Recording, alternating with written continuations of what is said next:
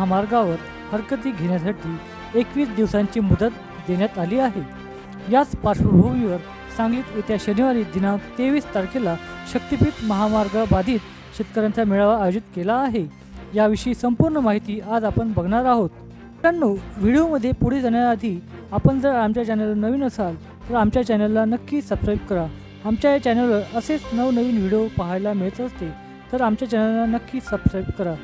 शक्तीपीठ महामार्गावर हरकती घेण्यासाठी 21 दिवसांची मुदत देण्यात आली आहे। महामार्गाची अधिसूचना राजपत्रात प्रसिद्ध झाल्यापासून म्हणजेच 7 मार्चपासून ते 28 मार्चपर्यंत हरकती दाखल करता येणार आहे। 803 किलोमीटर लांबीच्या प्रस्तावित शक्तीपीठ महामार्गाचा सर्वत्र म्हणजे 12 जिल्ह्यातून तीव्र विरोध होऊ लागला आहे। बैठका, मेळावे या माध्यमातून शेतकरी विरोध दर्शवत आहेत। आता रीतसर हरकतीमुळे या विरोधाला कायदेशीर रूप येऊ पाहत आहे। शासनाने जारी केलेल्या अधिसूचनेत हरकतीसाठी 21 दिवसांची मुदत देण्यात आली आहे।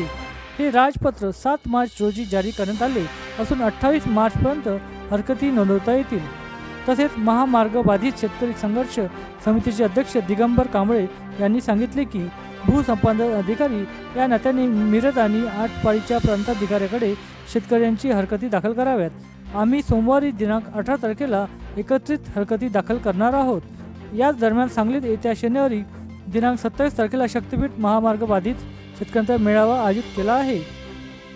सांगलीवाडीत जुन्या पथकर नाक्याजवळील फुले मंगल कार्यालयाजवळ दुपारी 1 वाजता मेळावा होईल। आमदार सतेज उर्फ बंटी पाटील, माजी खासदार राजू शेट्टी, डॉक्टर अजित नवले हे शेतकऱ्यांचे मार्गदर्शन करणार आहेत। शेती उद्ध्वस्त करणारा महामार्ग आम्हाला नको अशी भूमिका या मेळाव्याच्या आयोजनामागे आहे। यावेळी सांगली आणि कोल्हापूर जिल्ह्यातील बाधित शेतकरी उपस्थित राहणार असल्याचे संयोजकांनी सांगितले। यांचे शक्तीपीठ महामार्ग शेती बचाव समितीचे आयोजन केले आहे। मित्रांनो, तुम्हाला हा व्हिडिओ कसा वाटला याबद्दल आम्हाला कॉमेंट करून नक्की सांगा व असेच नवनवीन व्हिडिओ पाहण्यासाठी अल्टिमेट टॉक्स मराठी या यूट्यूब चॅनलला सबस्क्राईब करा। धन्यवाद। थँक्यू।